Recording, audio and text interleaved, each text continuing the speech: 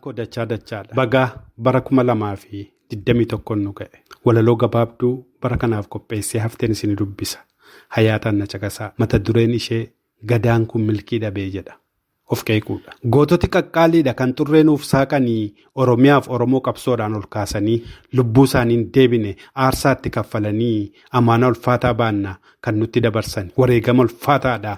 Baay'eetu itti dadhabee wal hubannoo hanqatee gadaan kun milkii dhabe.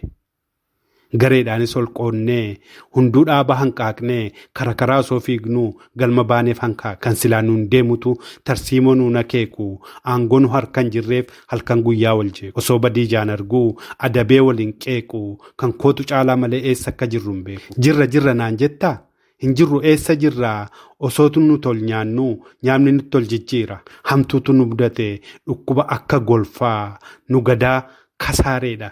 Hundatu nutti kolfa. Dhiirota qabsoon kun maalumaaf kachachalee dhiiga gootota hedduutu irratti dhangala'e. Hanga yoomii ol sakaallaa nutoo saba tokkichaa uummata gabroomeef tokkummaatu qoricha. Fageessineen ilaallee wal dhaga'uu dadhabnee osoo wal daddarbannuu galmayyuu qullaa dhaabne.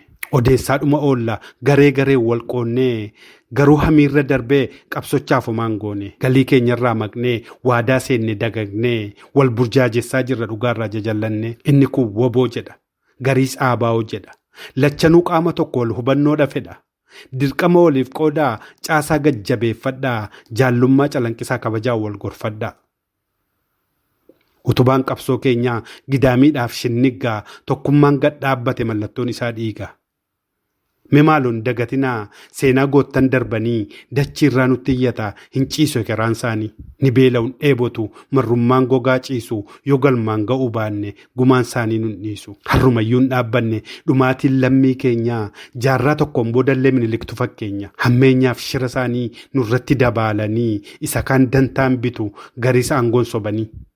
Dachii biyya abbaa keenyaa dhiigumaan booressanii nafxanyaadhaaf baandaatu nurratti roorrisanii. Isaan harkuma keenyaan abidda qaqqabatu bara dhufaa fi darbaa darabee wal naqatu. Gantoota sabaa bitu qumaarattiin taphatu bu'aa lubbuudhaan dhufe nu harkaa micciirratu. Kumaaf kitiladhume lafeetutti caccabee haadha ilma tokkichaatu dhala isheetti dhabe. Kaleessa reeffa eebbisaa lafarra harkisanii goota akka caaluun deessaa karaatti hambisanii. Madaa keenyan qorreetti summiitti firfirsanii sanyiidha nu daguugu qe'ee barbadeessanii. Jaarsa jaartiin jedhanii xiqqaa karaatti hambisu godaannisan fayyamne nurratti mallatteessu. Garii kaayyoorraa maqee waanuma jaare diigaa aangoof dantaan bitamee diinota jala fiigaa. Garaaf lammii gurguree quufee nutti diddigaa kan inni qoonqoof nyaatu itittuu miti dhiiga. Uummata sodaatamutu soniidhaan wal facaasee gantuun nurratti goobee goobanaa nutti faarse. Qaawwaa nutti bananii diinaaf daandii saaqananii Itiyoophiyummaa faarsu kan ofii haqaaqanii.